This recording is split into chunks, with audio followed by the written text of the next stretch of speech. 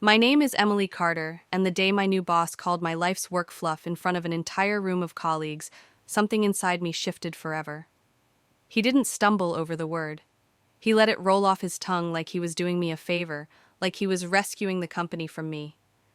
I had spent 6 relentless weeks gathering, analyzing, and weaving data into a story that could carry our firm into the next year with confidence.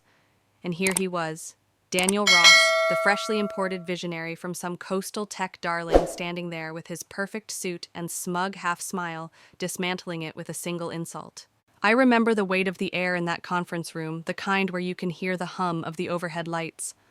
My team, the ones who skipped vacations and pulled back-to-back overnights to perfect this presentation, just sat frozen.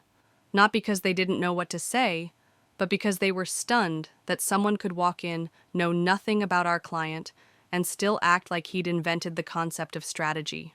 Daniel tapped the deck with his knuckles, grinning at the room. "I'll lead the big pitch," he said. "We need vision here." It was the tone of a man who believed bold fonts and buzzwords could replace substance.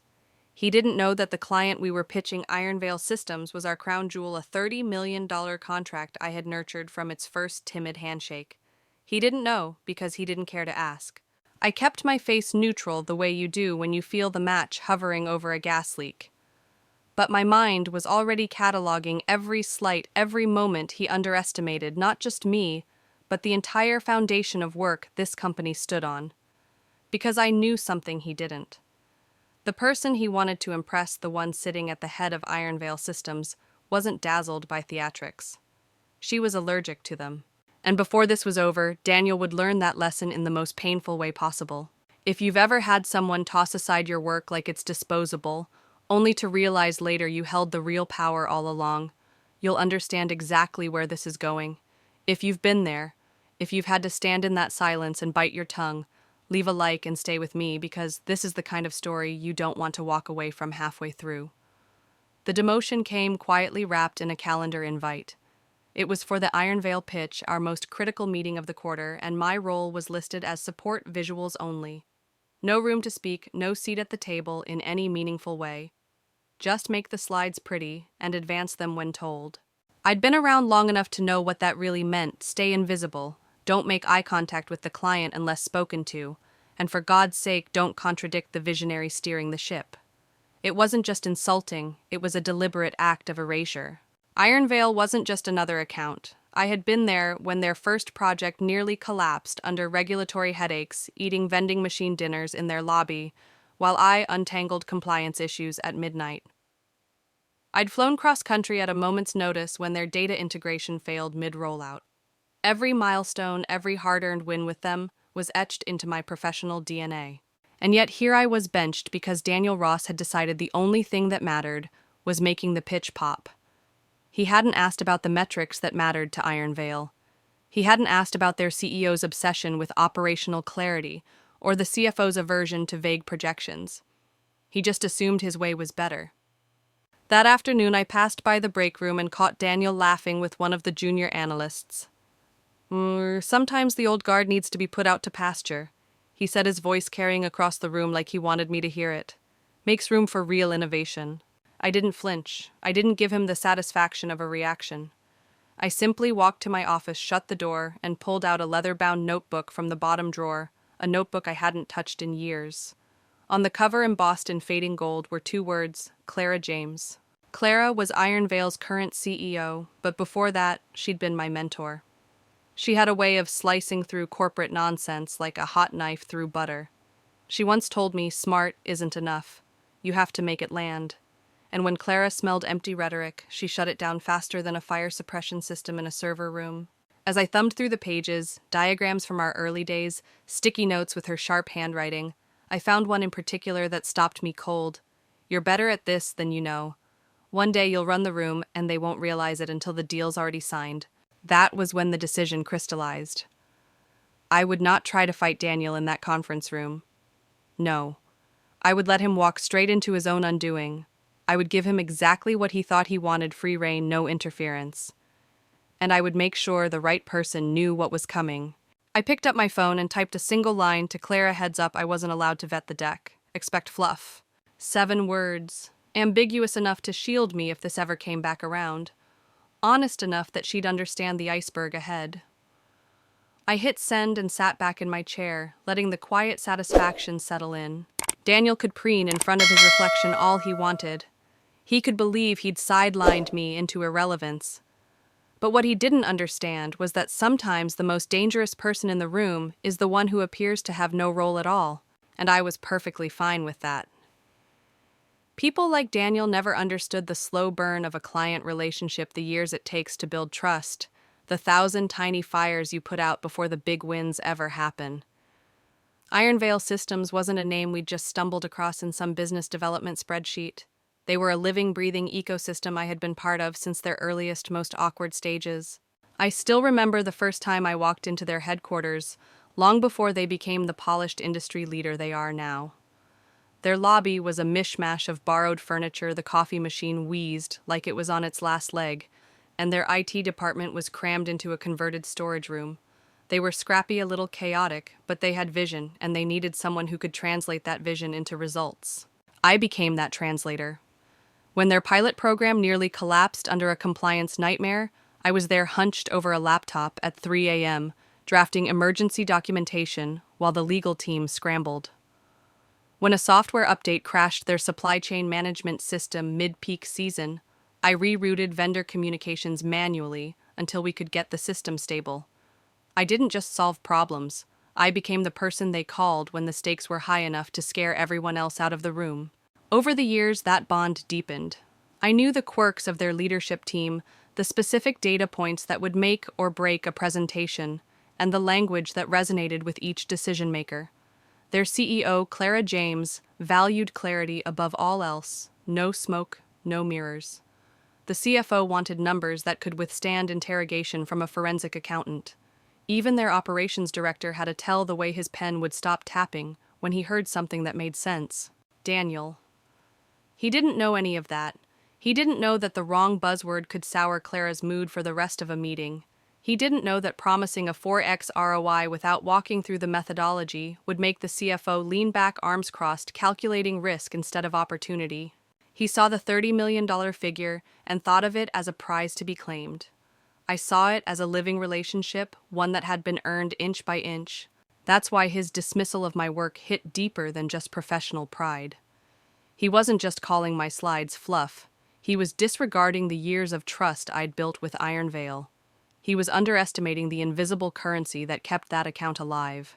And yet, in a strange way, I felt a certain calm about it. Because I knew Daniel was stepping into a game he didn't understand against a player, Clara, who didn't tolerate amateurs. I had the advantage of history of having been tested and trusted. That night, I went home and sat at my kitchen table with a cup of black coffee, letting the city hum outside my window. I pulled up the old project files on my personal laptop, case studies, risk assessments, implementation timelines. They were more than just documents. They were a record of battles fought and won. I scrolled through them slowly, the way some people look through family photo albums. Every note, every chart, every strategic pivot was a reminder I had built something real here. And that was something Daniel couldn't take away with a smirk and a few dismissive words. The question wasn't whether he'd stumble, it was how long it would take before he did. And when that moment came, I intended to make sure the right person saw exactly what had led him there. Ironvale wasn't just a client to me. They were proof that loyalty and competence could outlast bravado, and soon Daniel was going to learn that the hard way. Clara James wasn't just the CEO of Ironvale Systems, she was the reason I still had a career worth defending. We'd first met more than a decade ago when I was a green analyst, who thought technical jargon was the same thing as intelligence. I had been thrown into a cross-departmental nightmare project half-baked from the start and told to present a prototype to Ironvale's then Chief Technology Officer. That CTO was Clara. I'll never forget that first meeting. I stumbled through my slides, tripping over phrases like bandwidth optimization vectors and parallel resource alignment because I thought sounding complex would make me look competent.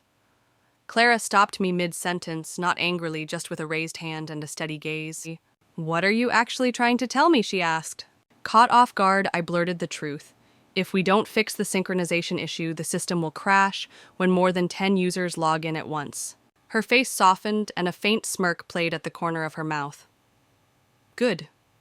Then say that. She took the marker from my hand, drew boxes and arrows on the whiteboard, and had me explain it again, this time in plain English. In that moment, I understood the difference between knowledge and communication. Clara called it strategic translation, the art of taking something complex and making it land with absolute clarity. From then on, she kept me close. Not as a protege in the formal sense, but as someone she knew could be trusted to strip away the noise and get to the core of the problem. She never coddled me, never sugarcoated her feedback. But she let me into rooms where deals lived or died. She showed me how to dismantle bloated proposals with one well-timed question. What problem are we solving exactly? Over the years, Clara and I built a kind of unspoken alliance. She valued accuracy and nerve over showmanship. She taught me that confidence wasn't standing in front of a crowd with a booming voice, it was knowing your numbers so well that no amount of questioning could shake you. And now, watching Daniel preen around the office with his visionary slides and meaningless metrics, I knew exactly how Clara would react to him. She didn't suffer fools, and she certainly didn't reward them. That's why the old leather notebook mattered. It wasn't just filled with meeting notes. It was a map of how Clara thought. Every diagram, every margin note in her sharp handwriting was a lesson I'd internalized. There was one sticky note in particular I'd kept for years. You're better at this than you know. One day you'll run the room, and they won't even realize it until the contract's already signed. I'd always thought of it as a long-term encouragement, but now it felt like a prediction about the week ahead. The irony was almost too perfect. Daniel wanted to impress Clara without realizing she was the one who'd taught me how to see through people like him. I didn't have to sabotage his presentation. I didn't have to lift a finger. All I needed to do was make sure she walked into that pitch fully aware of what she was about to hear. And so I crafted my message carefully, heads up, I wasn't allowed to vet the deck. Expect fluff. Short, simple, enough to keep me in the clear if it ever came up, but sharp enough to signal to Clara that she should brace herself. I hit send and slid the phone into my desk drawer. Daniel thought he had sidelined me into irrelevance. What he didn't know was that I'd just placed the most influential person in the room on high alert. And when Clara moved, she didn't miss. I leaned back in my chair, almost feeling sorry for him. Almost. Because if there's one thing Clara had taught me, it was this: sometimes the most devastating checkmate is the one your opponent walks right into thinking they're about to win. The morning after I sent that message to Clara, my inbox pinged with an all-company email from Daniel. The subject line read, Iron Veil Q4 pitch, roles finalized. It was the kind of saccharine corporate announcement that tries to sound collaborative while making it clear one person is in charge. Daniel had, of course, copied the entire executive team.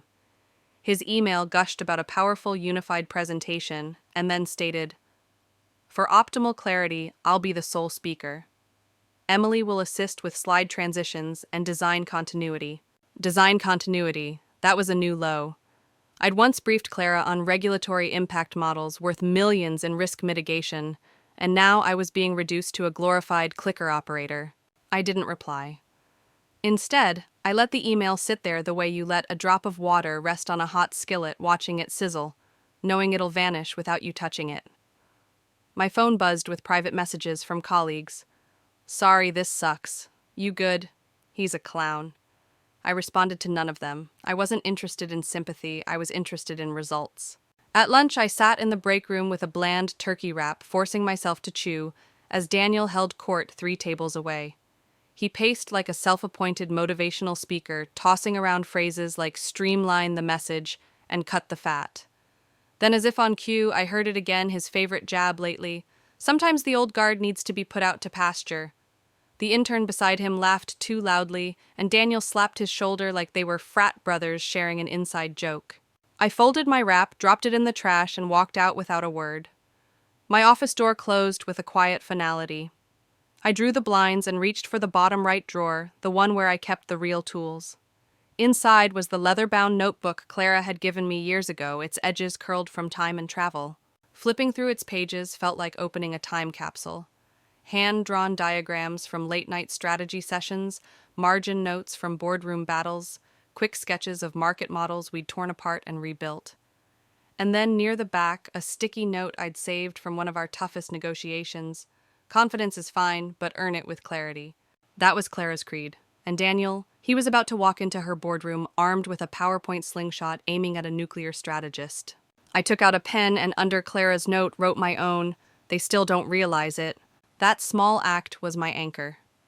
It reminded me that this wasn't about ego or revenge, it was about protecting the integrity of what we'd built with Iron Veil. I didn't need to grandstand or confront Daniel in front of the team. All I needed to do was prepare the ground and wait.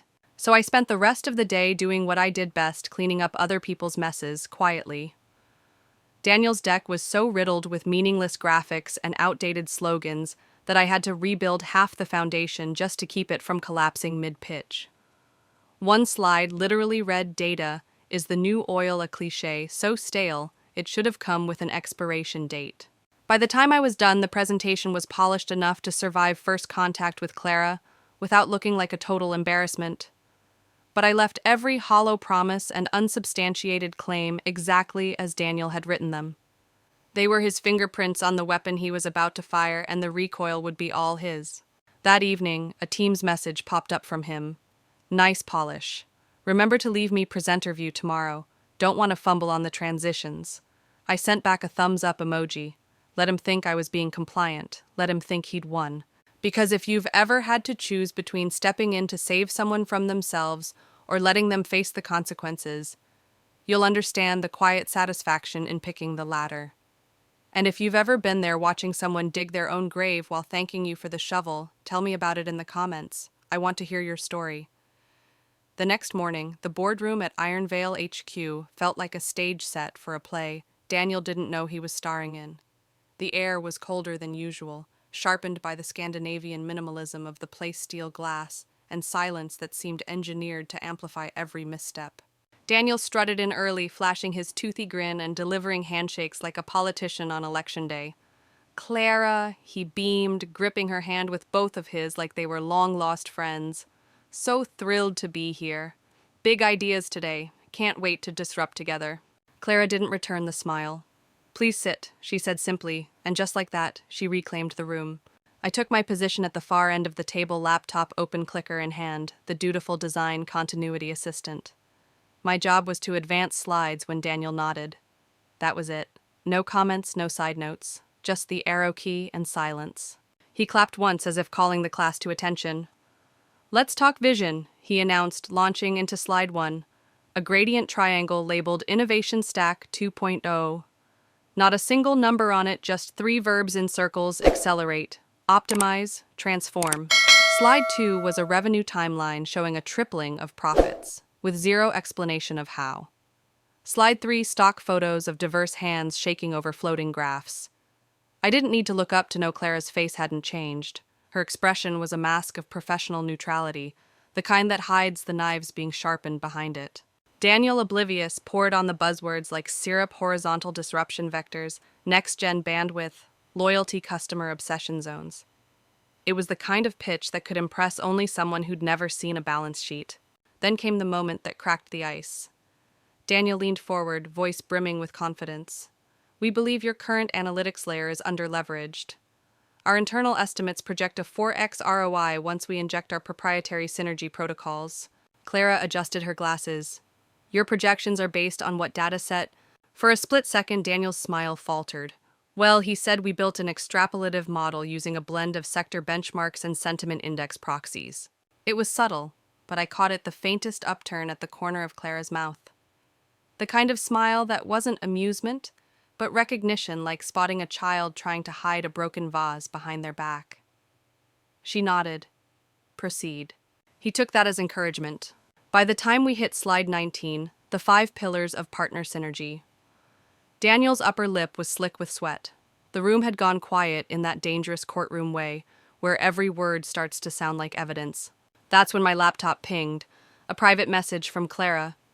"He's clueless, pulling the 30 mailers contract. Are you free for lunch tomorrow?" I stared at it, letting the words burn into my mind. Then I looked up, keeping my hand steady on the clicker. Daniel was still talking, lost in his own word soup, convinced he was dazzling the room. Clara wasn't watching him anymore, she was watching me.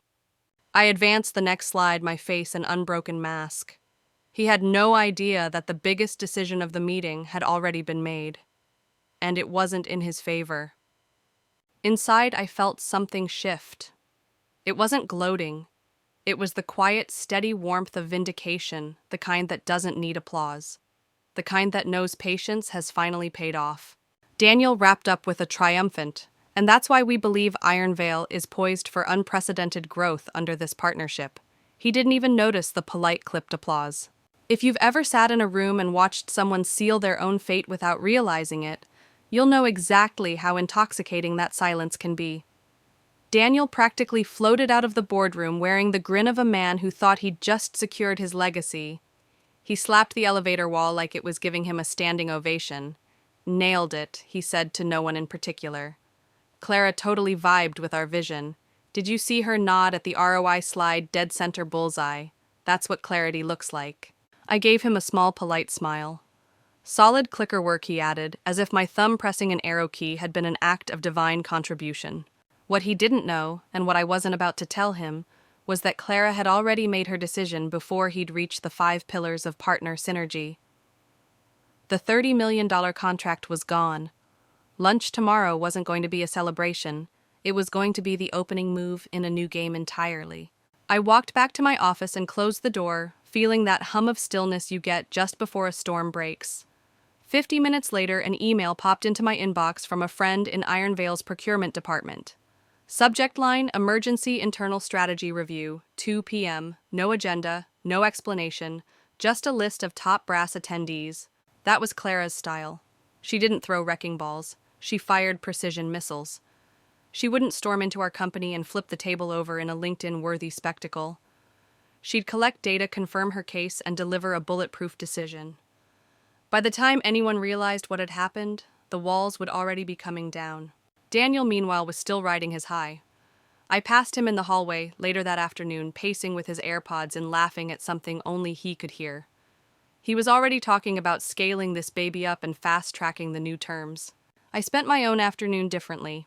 I finalized my Q4 metrics reports, cleaned my project files, and exported a pristine version of our predictive engagement model. The one Daniel had insisted was too granular for the pitch. I saved it to a neatly labeled USB drive and slipped it into my desk drawer. That night, I went home to my small but quiet apartment, poured myself a bourbon, and stood by the window watching the city lights blink on. I thought about all the years I'd spent here, early mornings, late nights, the flights booked on an hour's notice. I thought about the times I'd stayed in the fight, because I believed in the work even when the politics were toxic. Tomorrow's lunch wasn't just going to be a catch-up with an old mentor. It was going to be a transfer of power. Clara didn't waste her time on people she couldn't use, and she didn't make offers she wasn't prepared to honor. The next day, the restaurant smelled like lemon oil and ambition. Clara was already seated back to the window, swirling a glass of something French and expensive. She didn't wave when I approached, just tilted her chin in acknowledgement. It was her version of a hug. "You're wasted where you are," she said before I'd even taken my coat off. She laid a sleek black folder on the table. Inside was an org chart, an implementation timeline, and a contract with my name printed across the top. Triple my current salary. Executive title. Direct report to her. "I assumed you'd say yes," she said flatly. "If you don't, I'll question your intelligence." I laughed because that was Clara, sharp enough to cut, blunt enough to make it sting. And as I scanned the details, I realized the real weight of what she was offering, not just a new role, but the chance to take the people who mattered with me. She leaned forward. "The good ones will follow you. You trained them. You protected them. Bring them." I nodded slowly, my mind already running through names. This wasn't just a job offer. This was the start of something bigger. If you've ever had someone open a door you didn't think you'd get to walk through, and you felt the air change the moment you stepped in, you know how that moment tastes. And if you've ever had someone bet big on you when everyone else underestimated you, hit like drop a comment and tell me who your Clara was. I didn't say yes to Clara right away, not because I was hesitating, but because I knew a move like this needed to be executed with precision. You don't just walk out of a company and into the arms of its most valuable client without making sure every step is airtight. We sat there in that sunlit booth, the hum of lunchtime conversations muffled by thick greenery walls. The waiter came and went, setting down plates we barely touched. Clara was in full strategist mode, laying out the weaknesses she'd spotted in Ironvale's current architecture, the bloated roadmaps, the vague deliverables. "We're rebuilding," she said, "top to bottom, and I want you to lead the operational strategy." Her eyes locked on mine. "But I don't just want your brain. I want your gravitational pull." She meant my team, the people I'd fought for, shielded from pointless politics, the ones who stayed late because they believed in the work, not because they feared the clock. She was right. They'd follow me if I asked. But recruiting them meant dismantling the only part of my current job I still valued. "Poach who you need," Clara continued. "Keep it quiet, you know who's worth bringing." I thought of Sasha, who could make data tell a story so compelling you forgot it was numbers on a screen. Ellie, whose quiet precision could unearth patterns others didn't even know to look for. Both wasted under Daniel's hollow leadership. I took a sip of my wine, swirling it like I'd seen Clara do 100 times in boardrooms and hotel bars. "Give me a week," I said. Her smile was small but dangerous. "You've got 5 days." The rest of lunch was less about contracts and more about war stories. Those late-night integration rescues, the supply chain pivot we'd pulled off in Atlanta, the government client we'd saved from a PR disaster by rewriting their rollout in a single weekend. We remembered the details the way soldiers remember battles, every misstep, every save, every lesson burned into muscle memory. By the time I left the restaurant, the contract was folded neatly into my bag. It felt heavier than paper should, like it carried weight far beyond ink and signatures. I walked through the crisp winter air, already outlining my plan in my head. Step 1, secure the offer in writing. Step 2, identify the people worth taking. Step 3, leave in such a way that Daniel wouldn't realize what was happening until it was too late to stop it. That night I drafted 2 short messages, one to Sasha, one to Ellie. No grand speeches, no promises I couldn't keep, just I'm out. Ironvale's in play. If you want cleaner work, sharper goals, and leadership that values your brain, let's talk. NDA required. I knew they'd need time to think. I also knew they wouldn't take long. The next morning, Daniel breezed into the office like a man who'd just been nominated for an award. He was already talking about post-pitch momentum and locking in expansion terms. I nodded along, keeping my expression neutral. In my head, I was counting down the days. By Friday, both Sasha and Ellie had handed in their resignations. No theatrics, no drawn-out notice periods, just clean professional exits. HR barely had time to process the paperwork before their desks were cleared. Daniel didn't notice. Not at first. It wasn't until finance pinged him about missing components in the Q4 forecast model that the absence registered. His reply, which inevitably found its way to me, was textbook Daniel. "It's all under control. These transitions happen." They weren't transitions. They were extraction points. And with each one, the foundation under Daniel's self-made pedestal got a little weaker. If you've ever had the chance to not just walk away from a bad situation, but take the best pieces of it with you, you know the quiet thrill I felt that week. It's not about revenge, it's about building something better. Somewhere you're not treated like you're in the way. I've never been one for dramatic exits. No cardboard box filled with desk trinkets, no teary goodbyes in the break room, no farewell email riddled with cliches about new adventures. That's not my style. When it came time to leave, I wanted it to be clean, surgical. The kind of departure where people arrive at their desks one morning and realize without warning that you're simply gone. At 7:12 a.m. on a Wednesday, I sent a plain email to HR with the subject line, "Formal Notice of Resignation, effective immediately." The body was 6 sentences long. I thanked them for the opportunity, acknowledged my time with the team, and provided no forwarding address. I didn't CC Daniel. By 8:00, I walked into the office like it was any other day. Smiled at the receptionist, tapped my badge. Went straight to HR, dropped off my laptop, my ID badge, and a small, neatly labeled USB drive containing clean copies of every file I'd ever worked on. "Everything's backed up on SharePoint," I said. She blinked, confused. I left before she could respond. There was no desk clean-out, no coffee stop in the break room. I didn't want anyone's awkward half-smiles or whispered questions. By noon, I was a ghost. That afternoon, I sat in my apartment with the blinds-drawn phone face down on the table. I felt no pangs of regret, only a strange, clear quiet. My mind drifted to Sasha and Ellie. I hadn't pushed them to decide quickly, but they hadn't needed much convincing. Both of their resignation emails landed in HR's inbox within 48 hours of mine. There was no overlap in their wording, no trace of coordination. Just two of the firm's top analysts choosing independently to vanish. Daniel didn't notice right away. He was too busy riding the high of what he thought was a winning pitch, still sending LinkedIn posts about post-pitch synergy and next-gen opportunities. When finance flagged the missing Q4 forecast modeling, his response was textbook Daniel. These transitions happen. Forecasting will resume shortly. By whom I thought. The summer intern who thought SQL was a medical test. I didn't say a word. I didn't post cryptic quotes online, didn't drop hints about exciting new chapters. Instead, I let the silence do its work. The kind of silence that makes people start asking questions in corners. That night I went for a long walk downtown. The air was cold enough to bite the streets alive with the hum of traffic and the distant sound of a street saxophone. Every step felt like a weight being lifted. I was out. The contract with Clara was signed, the plan already in motion. Ironvale wasn't just offering me a job, they were giving me a clean slate, a place where the work came first, where leadership didn't confuse volume with vision. I passed a coffee shop where I'd once taken a call from Ironvale's operations director at 5:30 in the morning, walking him through a supply chain fix over an espresso I hadn't even had time to sip. I remembered the satisfaction of solving the problem before the sun was up, and how Daniel had no frame of reference for that kind of work. Leaving didn't feel like abandonment. It felt like alignment, like I was finally stepping into the place I was meant to be.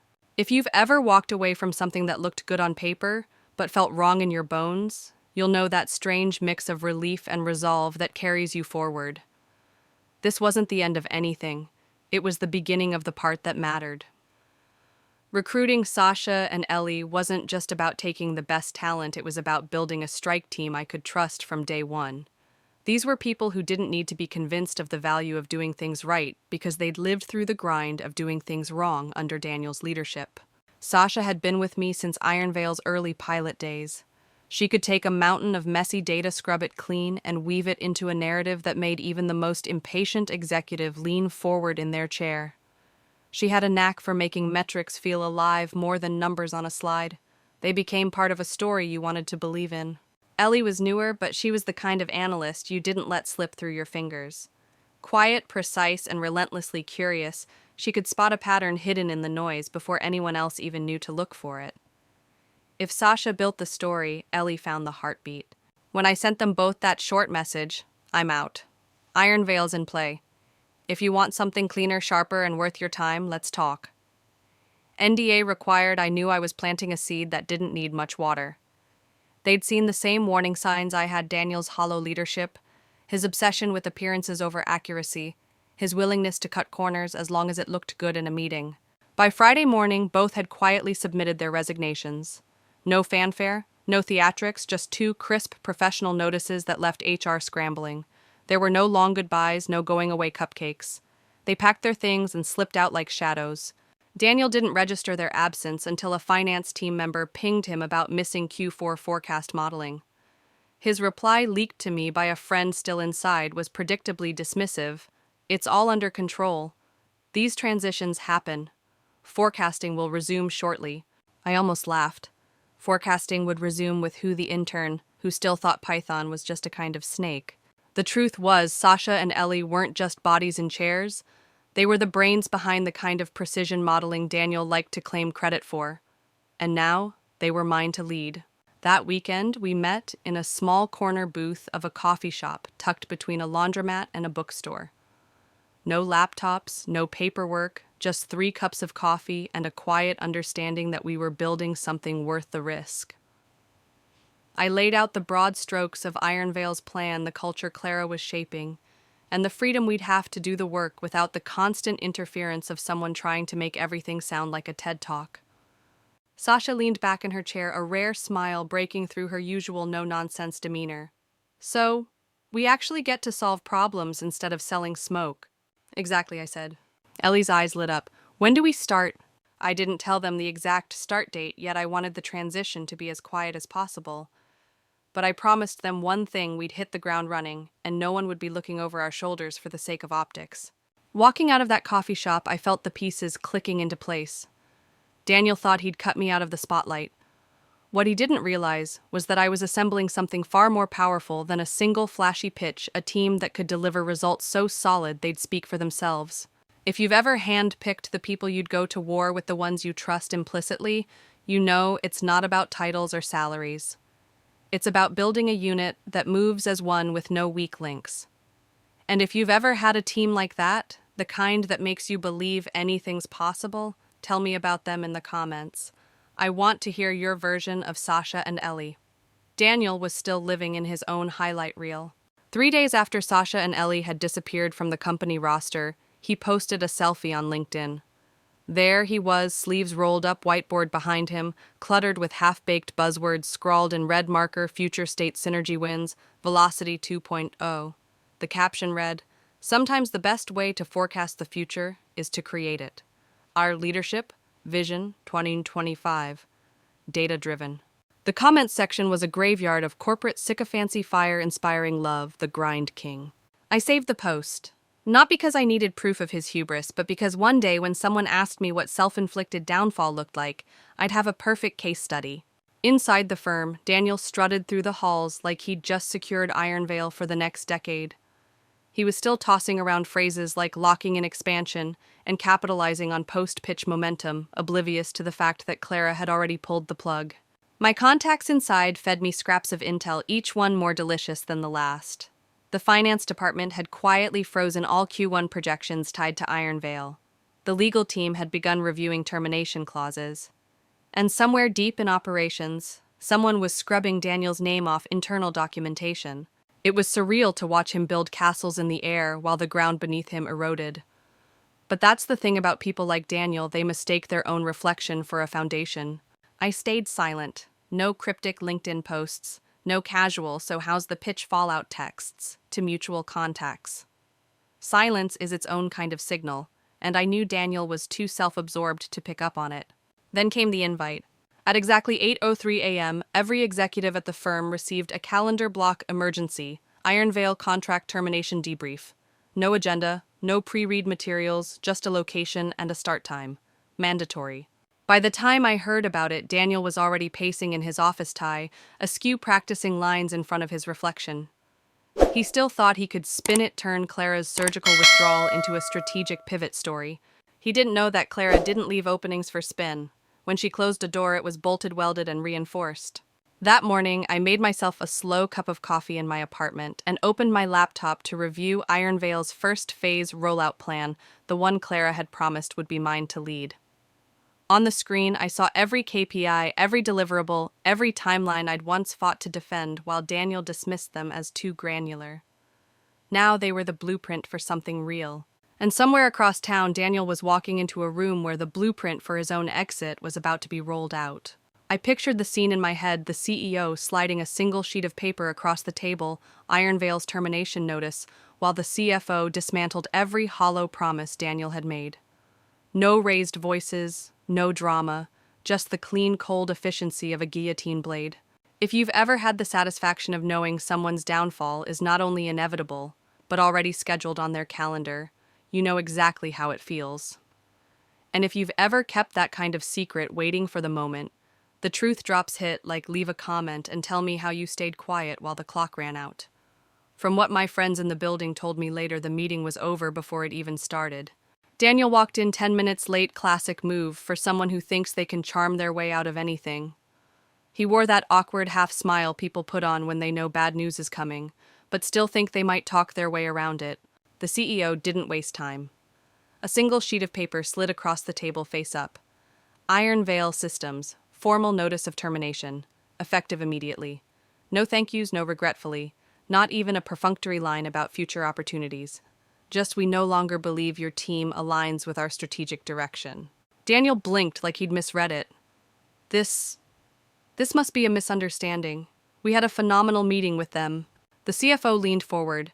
You mean the meeting where you pitched ROI based on an extrapolative model built from sentiment indexes and LinkedIn polls? Someone in the room actually snorted. I followed the numbers, Daniel said, his voice cracking. What numbers? The CEO shot back. We've lost $30 million in projected revenue for Q1. They didn't even ask to renegotiate. They cut us off like we were a scam email. Daniel's laptop was open by then, clicking through folders like maybe the magic slide would appear and save him. That's when the Slack ping landed. A message from someone who no longer worked there, me. Read this first. He clicked. A PDF opened. My original Iron Veil strategy report, the one he'd called PowerPoint Fluff. Timestamps intact. Risk flags highlighted. Contract vulnerabilities identified. Detailed strategic pivots aligned to Iron Veil's roadmap. Everything he had stripped out in the name of clarity. And there in the tracked comments, his initials rejecting entire sections. Too nuanced, needs more punch. Too academic trim for impact. On the last page, my final comment. Proceeding with your version as requested, attaching original here for your records.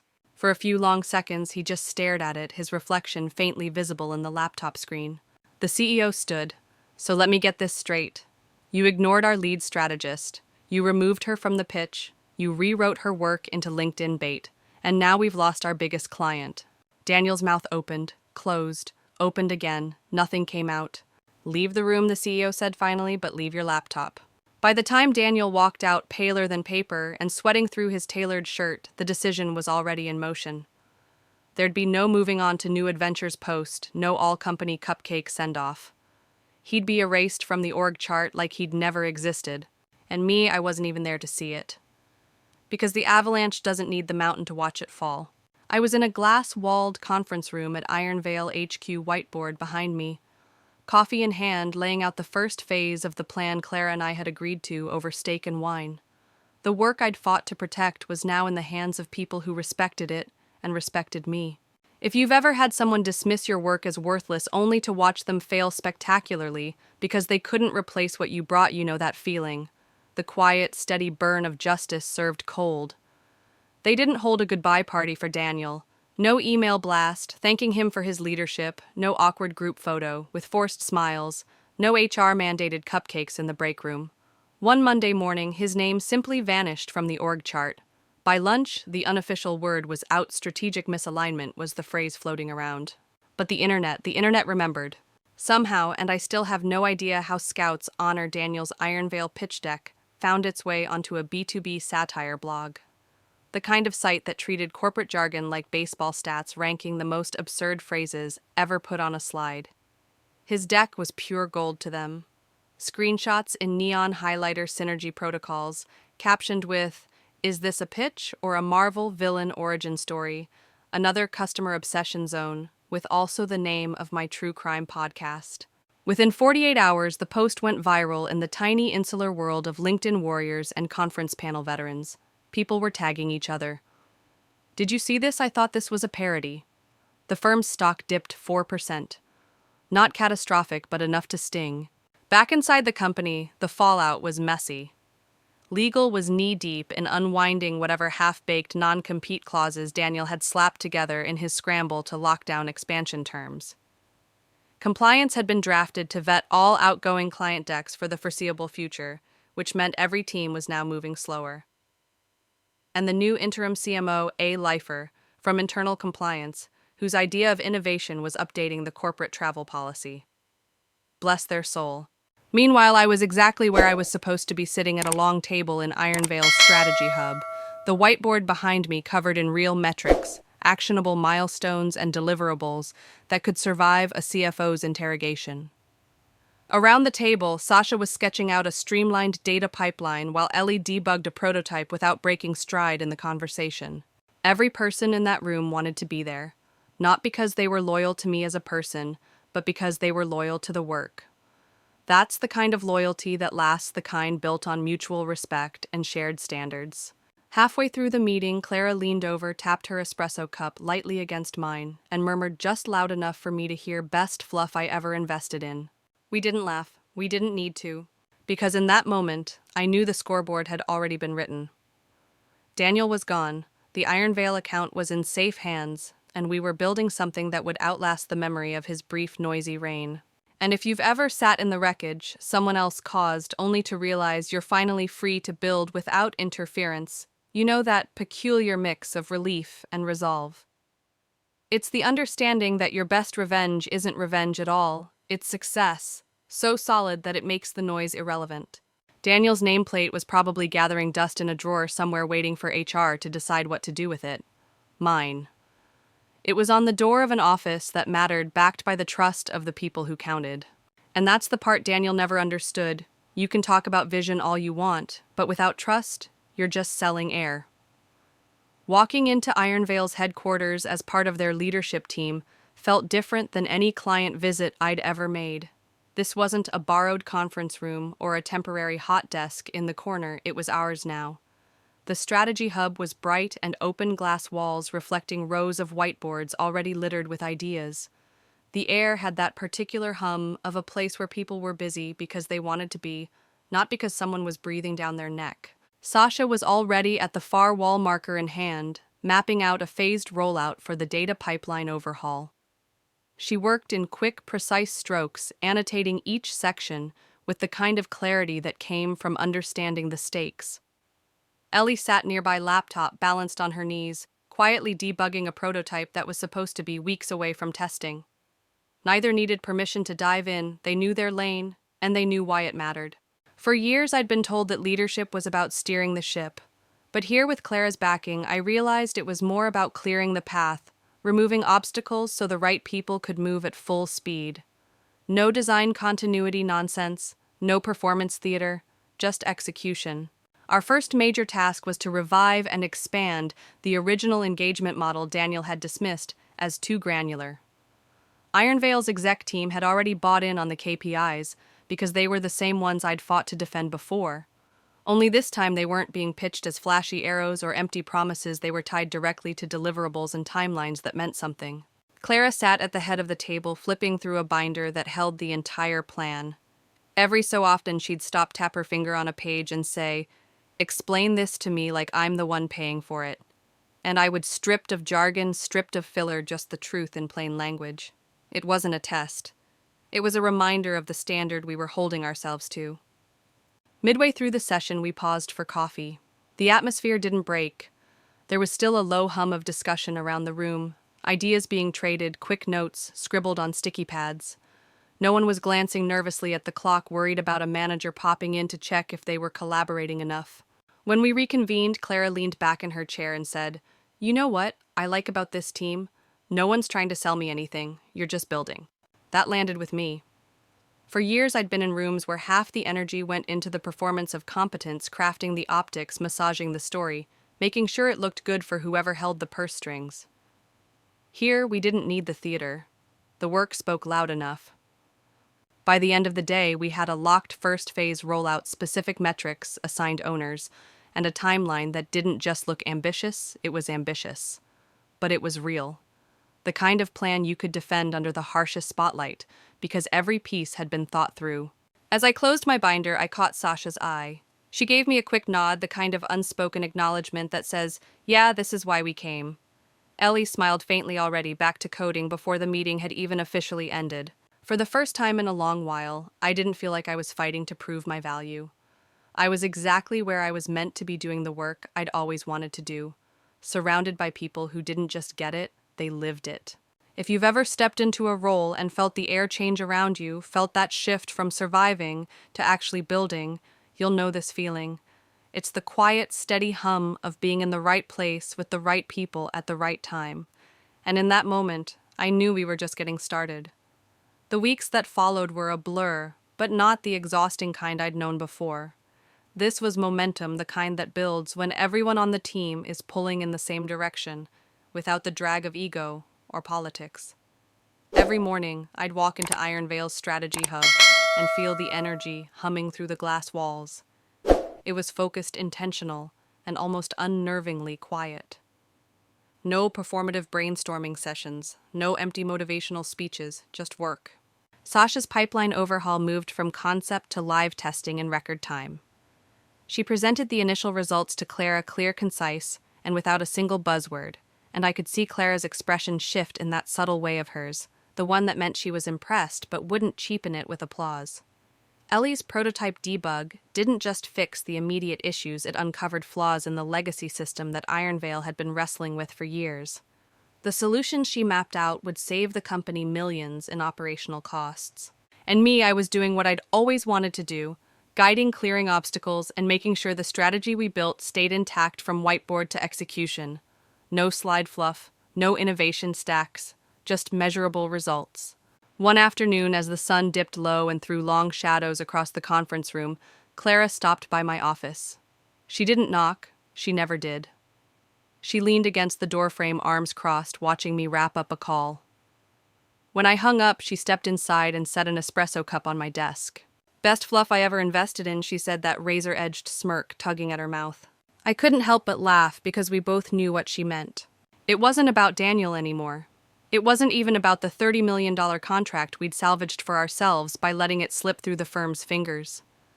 It was about proving without fanfare or revenge speeches that substance wins over style in the long run. Daniel's reign had been all surface-polished suits, confident grins, hollow slides. What we were building here had depth. It would stand. I walked her through the next quarter's targets, outlining where we'd hit ahead of schedule and where we were stretching. She didn't interrupt, didn't rush me. When I finished, she nodded once. "Keep it tight, keep it honest. The rest will take care of itself." After she left, I sat there for a while, staring out at the fading skyline. I thought about the long road from that first humiliating moment in the conference room to this office, this team, this trust. I thought about the leather-bound notebook still in my desk drawer, the sticky note with her handwriting. "One day you'll run the room and they won't even realize it until the contract's already signed." She'd been right. If you've ever been underestimated, written off as background noise, only to find yourself exactly where you're meant to be, you know this feeling. It's not loud. It's not a victory parade. It's the quiet click of a lock sliding open after years of pushing at the door. And if you've been there, if you've fought for your place and finally claimed it, stay with me. Because stories like this aren't just about winning, they're about choosing what's worth winning for. If you believe in building something real and protecting the work and the people who make it possible, hit subscribe, leave a comment, and let's keep this conversation going. Looking back, the entire saga feels less like a single event and more like a series of quiet, deliberate moves. There was no dramatic showdown, no triumphant mic drop. The victory was in the restraint, in letting the truth speak for itself, while I built something better elsewhere. Daniel's downfall came from the same flaw I'd spotted the moment he called my work fluff. He underestimated the cost of dismissing what he didn't understand. For him, strategy was a performance. For me, it was a craft. That difference made all the difference. At Iron Vale, we kept moving forward. The first phase of our plan rolled out smoothly, hitting every KPI we'd promised. By the end of the quarter, the gains were already measurable: reduced inefficiencies, cleaner data pipelines, stronger client relationships. It wasn't magic. It was the result of building on a foundation of truth instead of wishful thinking. Sometimes I'd catch myself thinking about the old firm, wondering if anyone ever pieced together how much of the collapse was avoidable. But those thoughts didn't linger long. My focus was here on the team that trusted me, on the work that mattered. Clara never made a big deal about the transition. She wasn't the type to pat you on the back for doing the job you were brought in to do. But every so often, she'd drop by a meeting, sit in the corner, and listen. And when the session ended, she'd give me a small nod, the same kind of nod she'd given me all those years ago when I finally learned to translate my ideas into clarity. That was enough. I kept the leather-bound notebook in my desk, its pages filled with diagrams, notes, and lessons from another chapter of my life. Sometimes on quieter evenings, I'd flip to that sticky note with her handwriting and trace the words with my finger. "One day, you'll run the room." She'd been right, but what she didn't write, what I had to learn myself, was that running the room isn't about control or dominance. It's about stewardship. It's about making sure the right voices are heard, the right ideas are protected, and the work stays honest. That's the part I carry with me now. If there's a lesson in all this, it's simple. Never underestimate the quiet players. Never confuse volume for value, and never assume that because someone isn't speaking, they aren't watching. Because sometimes the best moves are made in silence. If you believe in protecting the work, valuing the people who make it possible, and building something that lasts, hit subscribe, leave your thoughts below, and let's keep telling the stories that remind us why we fight for the places and the people worth standing beside.